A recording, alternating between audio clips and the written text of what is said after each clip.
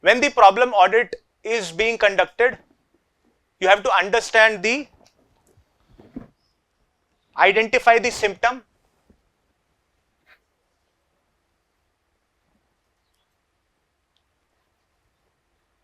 let's say you come from wherever, everywhere in India, there are a lot of sweet shops are there, right? And we have a lot of friends. Not every other sweet seller would be our friend, but one friend would be there. And if he would say that dhanda acha nahi hai, the sales are very low, so you know that there is a chance that you can actually practice the problem audit and some other things as well. So everywhere there is a situation.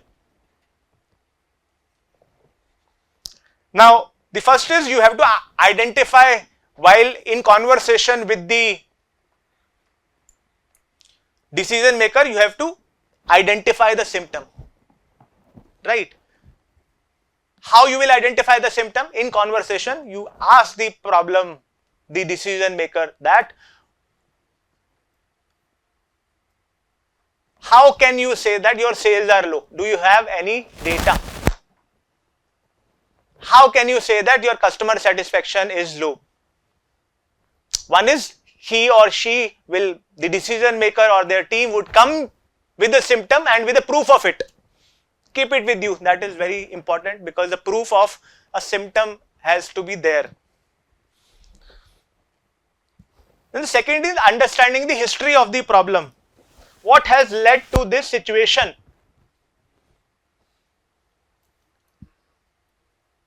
In 2003, McDonald's was facing low sales.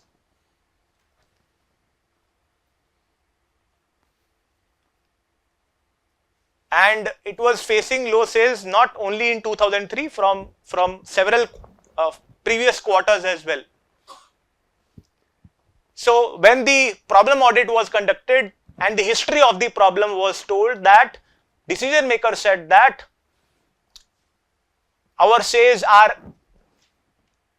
getting lower and lower, and it started with when our competitors like Wendy's, Burger King, they introduced new products, and it became more severe when they launched aggressive promotional campaigns. This is the history of the problem. So you understood there is some symptom, sales are getting low, get the data, okay, sales are low, confirm. Then history of the problem, which means what led them to identify the problem. This is the history. They are again pointing fingers to competitors. They are introducing new products, aggressive marketing campaigns, whereas our another add-in information was that McDonald's at that time, their campaign did not do well. So this was understanding the history of the problem. So one is you identify the symptom, confirm the symptom, understand the history of the problem. The next one is understand alternative courses of action available to decision maker. What does it mean? It means asking them that immediately, if you have to do something to improve your sales, what would you do? So they would list you few things. Let's say in understanding history of the problem, they said, what is the problem?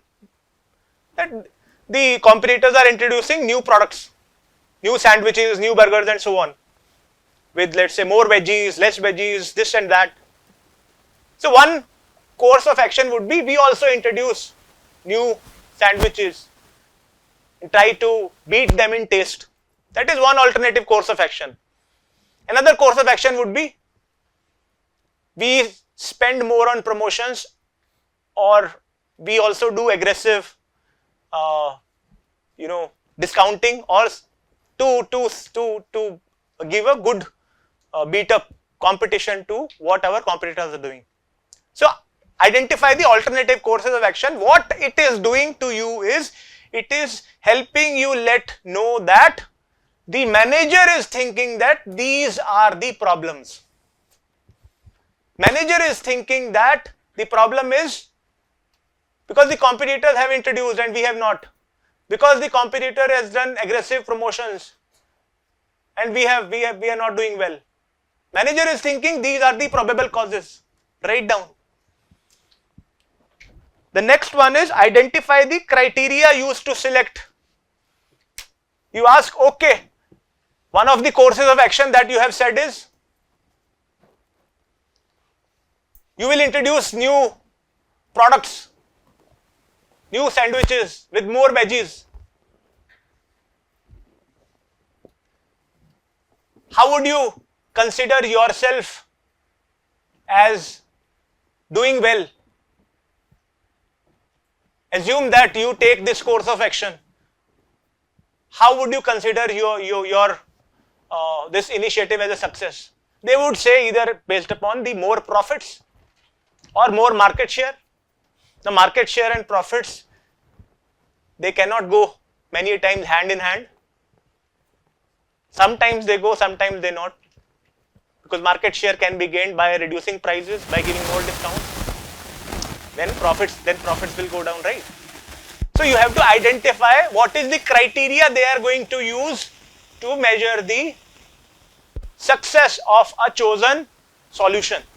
That will, because at the end of this market research, the solution you are going to give them will be evaluated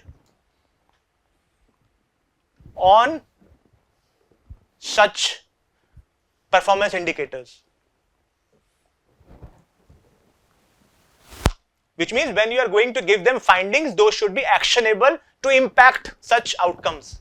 The next one is understand potential actions that are likely to be suggested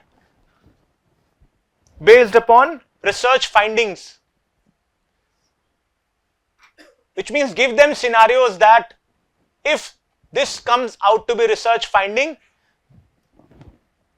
what is the potential action that your company is going to take? Many a times, why this is important is because many a times, or let me not say many a times, again many a times, sometimes they are very, very, abstract words, right? Do you agree? So when you start looking at the matrimony, then you would say the occasional smoker, occasional drinker. Now occasional is a very abstract word, right? It is occasional for him.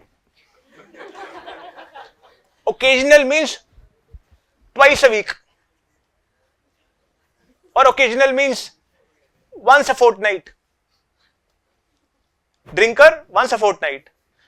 But let's say the girl side, they are thinking occasional, once in 6 months. So occasional, sometimes, frequently, all these are very, very ambiguous. We will come to that when we will start doing this survey. So what I wanted to tell here was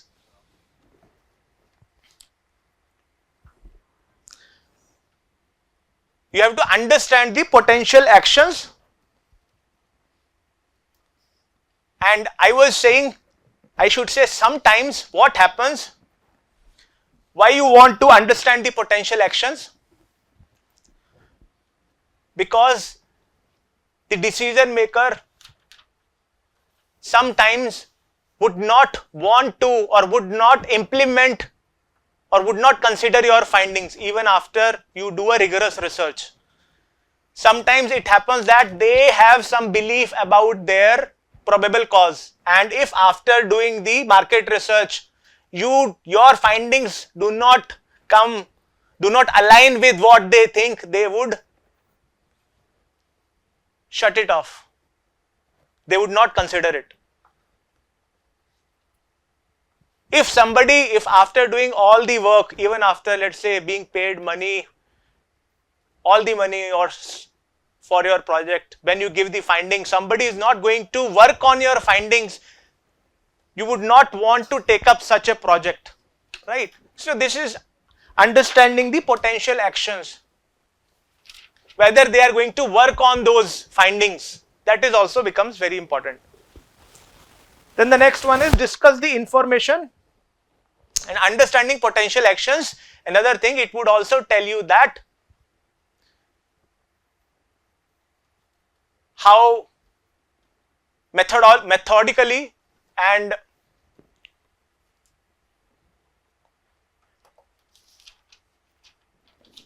how they are going to put your findings into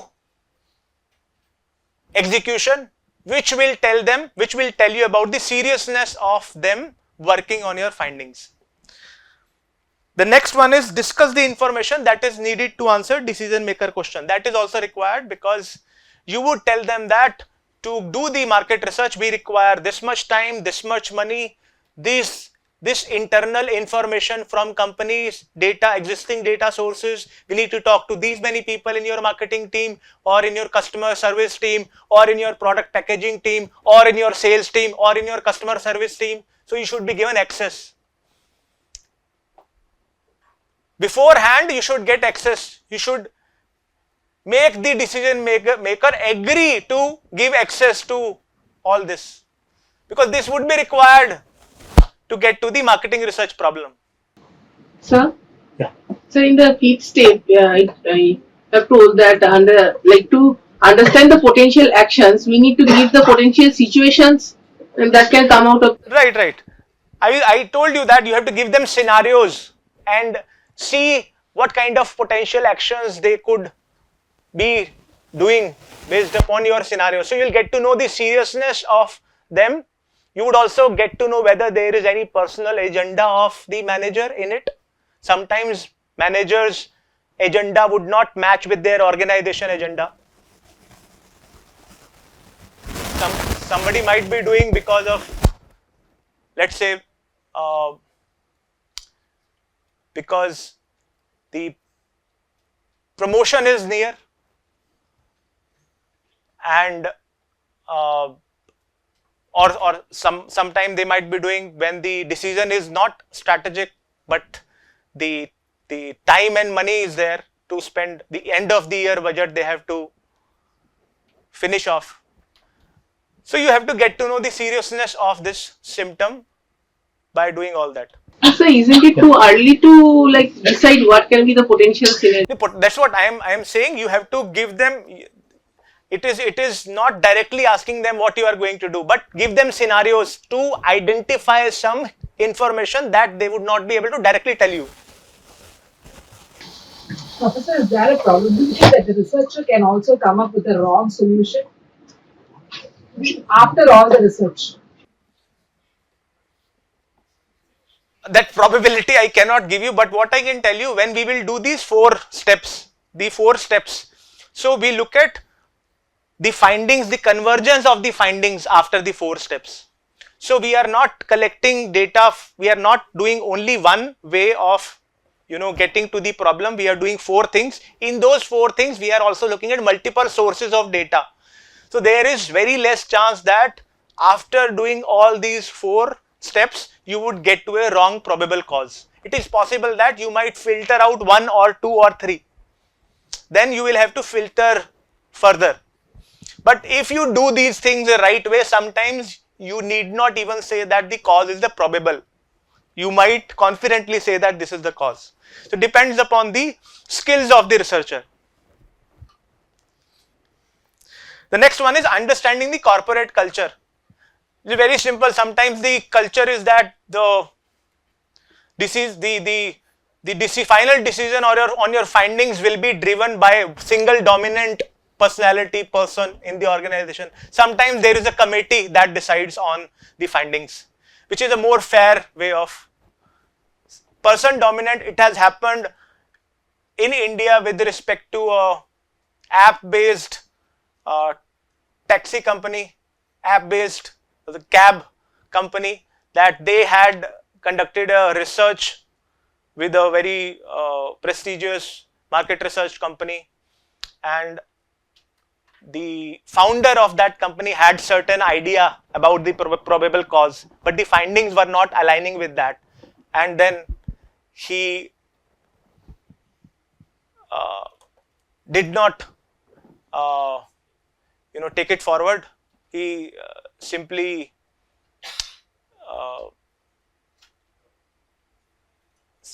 I would not say thrashed, it is a strong word, but he did not consider the findings.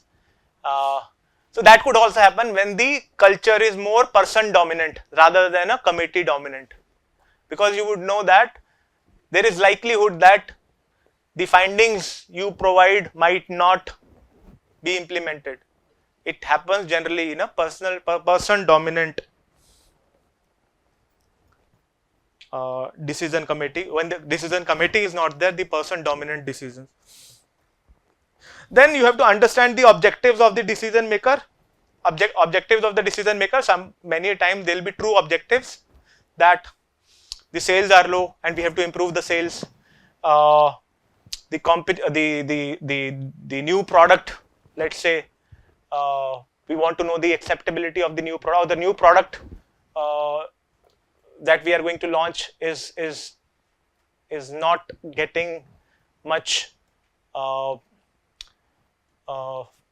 much buzz, or there are not many takers in the audience. What to be done in the target market? What should be done?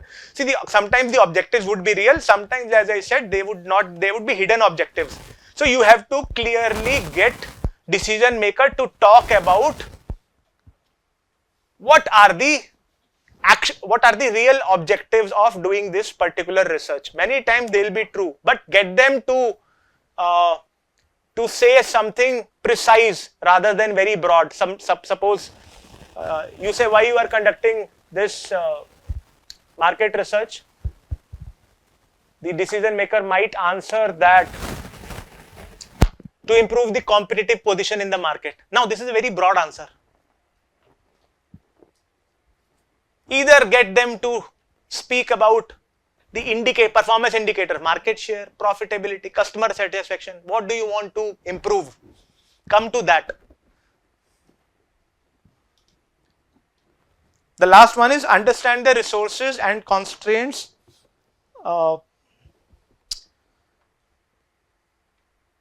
That would align with, as I said, time, effort, money.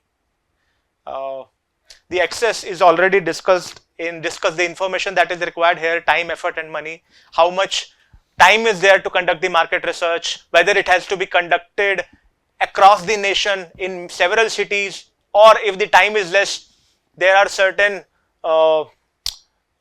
representative cities are there that has a population representative of India. So sometimes Patna is taken as one of the test city. Indore is taken as another city in the slightly northern part of India. So likewise, there are certain test cities are there which are chosen when the time is not enough. When the time is there, then many cities could be chosen for all this research projects. Now this is the problem audit. I think it would not take as much as time to actually really conduct the problem audit than what I had taken to actually explain it to you each step by step. But I hope that these things should be kept in mind when you are in conversation with the decision maker. You have to understand all these things in a more conversational mode rather than more interview mode. In conversations, people speak very freely. They could give you all that information. In interviews, you might not get all this information from the decision maker, and getting the access to decision maker is very, very important. The next step is interview with experts. Once you do the problem audit, you have certain probable causes. So one set of filtered points are there. These are the probable causes that are coming from problem audit. Next one is interview with experts. There are experts who are knowledgeable about particular industries. So reach out. So identify those experts. In US, it is easy to identify those experts than in India, but now in India also, information about people and what they do, in what industry they are, being considered as a thought leader, that information is more and more like coming on LinkedIn and other channels, media channels. So identify the experts for that particular industry or product category and approach them to discuss the symptom. The market researcher will go to the experts, talk about the situation and get to know what they think of the probable causes.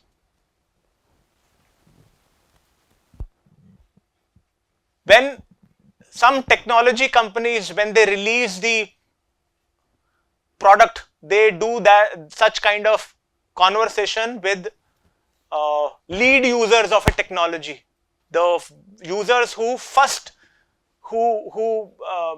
first get to use that technology and who are eager to use that technology, who love that kind of technology.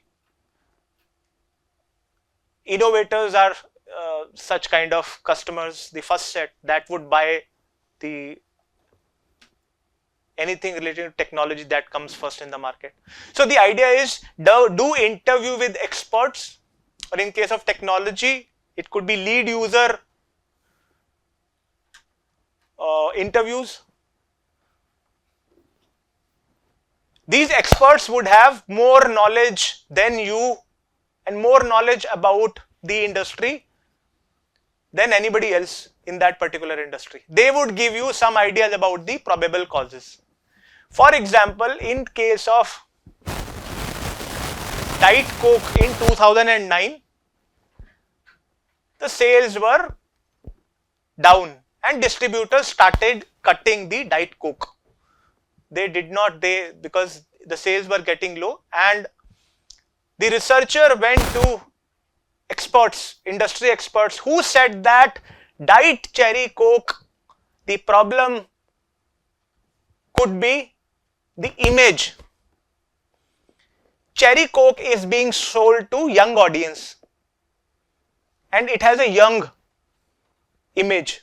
Now Diet Cherry Coke has an image of an old-fashioned image, and that is why it is not getting sold. So this is one of the probable cause that came. Then in the problem solving research, the cause was confirmed and solution was provided. Then they had more edgy graphics and more youngsters in those promotions. They changed the image of Diet Cherry Coke, because of which the sales went up again. So that is how interview with experts become important.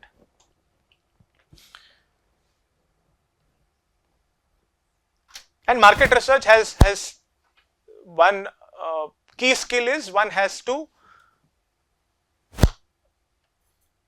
be a people loving person. They are a people loving person, number loving person, right?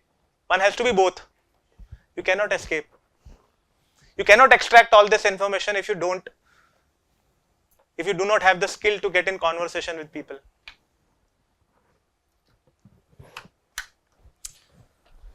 So after that, there is secondary data analysis. Now what is secondary data analysis? What is primary data versus secondary data?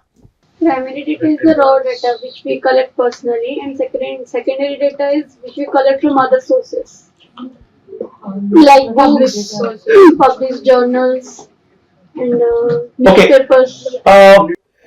Anybody else? It's correct, yes. The primary data is the data which we collect for the problem at hand, which we collect personally, first hand, which did not exist before the problem, before we define the problem. Census data is there, whether we have a marketing problem today or tomorrow, census that becomes secondary data. But some marketing problem that we face today, we define the problem and go out and collect data, surveys, interviews, that becomes the primary data. So secondary data analysis is that data that existed before the problem exists.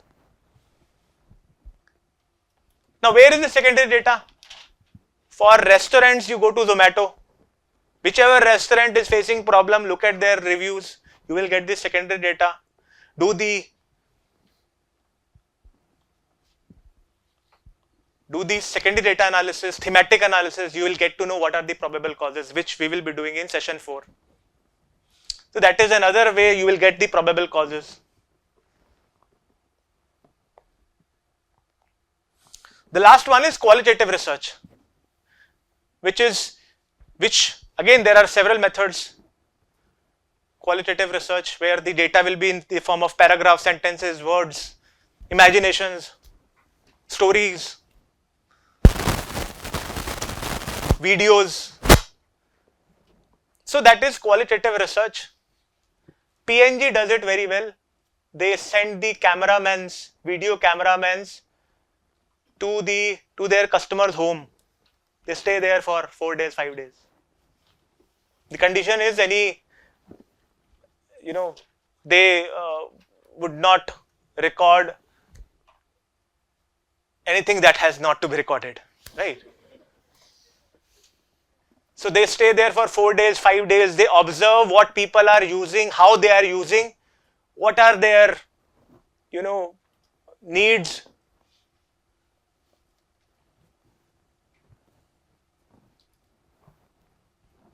Even the small activities like doing brush also.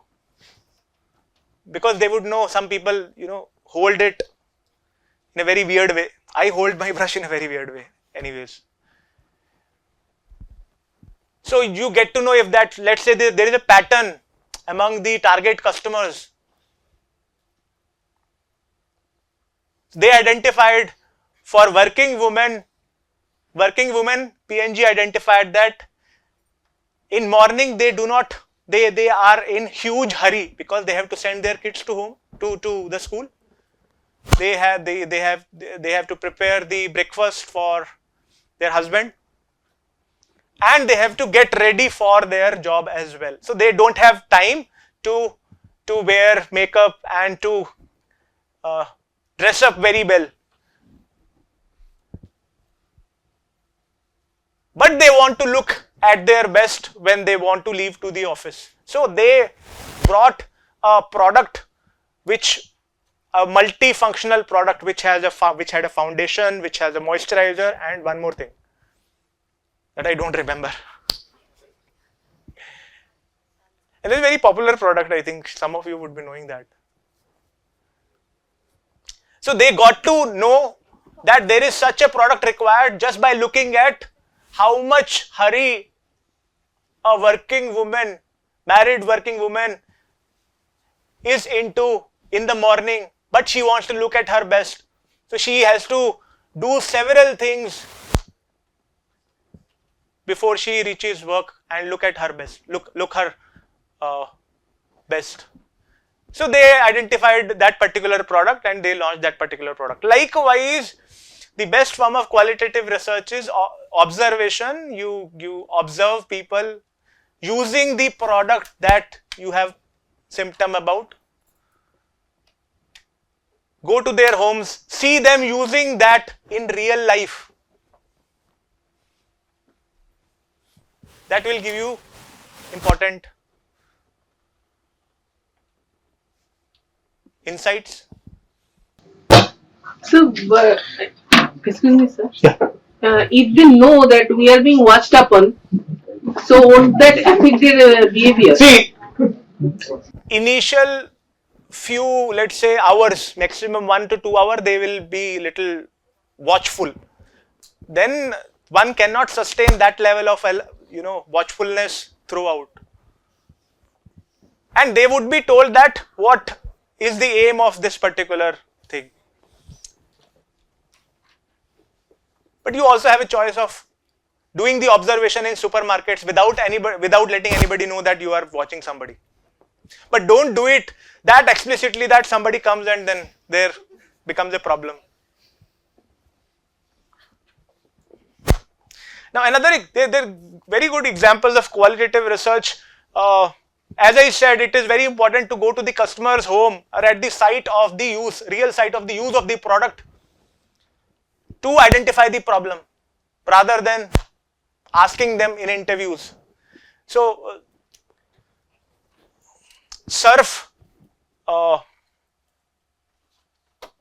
Surf launched the Surf Super Concentrate in Japan. Super concentrate, which the particles, when the machine moves, washing machine moves, it dissolves and it provides very much whiteness. So they called it super concentrate in Japan, and it was made available in sachets, and it had a good fragrance also. Now Japanese people, they liked good fragrance, that is why they put fragrance in that, and small sachets because they like to use it in convenient packages. So there was some reason that they launched it in small sachets and with the fragrance, by looking at the Japanese, their consumption, how they would like to use the product. They did some tests, market tests they did, and they identified that the test marketing, that they would have a good market share in the first year. In the test market, we will come to in the 5th session what is the test market. Just like I said, Indore, but in Japan they would have selected some city and launched the product there to see how much the sales would be. The sales in that test market were good, showing good numbers. Then they actually finally launched it and the sales were very, very low. It was a flop product. And then the researchers went on site to see what is the problem. They found that the Japanese people, they use low agitating machines. So their super concentrate remained concentrated. It did not dissolve. The second thing is they dry their clothes like how we dry. Put it outside. All fragrance gone in the air. So research not done correctly. You did not observe them using your product in the real scenario, and that backfired. That is why it is very important to, there are a lot of examples like that. A company wanted to provide, to see whether their employees would like eating apple during the lunch time. They did a survey and the responses were very, very impressive. They thought, okay, a lot of people are there wanting to eat apple during the lunch time. They ordered every afternoon during the lunch time, apples were there on the table, kept very nicely. Nobody ate those apples. The problem was where the apples were kept, there the small outlets or shops were there of KFC and this and that, all the tasty stuff. And when after half a day work, your energy is already taken up. In half a day work, you are gone. Or let's say if you are in a city like Bangalore, you reach with such a, after moving through such a crowded traffic, and then you're gone. By the time you are in lunch, when we are sucked off of our energy is very low, we would actually look for tasty things rather than healthy. So everybody was eating all that. What was the problem? Research done wrong. It would have been field tested whether people would eat apples. So likewise, qualitative research, not all qualitative research, so the interviews, focus groups, they are all conversation based, whereas observation is one where you can actually go to the real site and observe and identify the probable causes. Now after you conduct all these 4 steps, the probable causes will be there. From the 4 steps, they will converge, identify the overlaps. Some probable cause which has a good frequency would be the one for which, using which you will define the marketing research problem.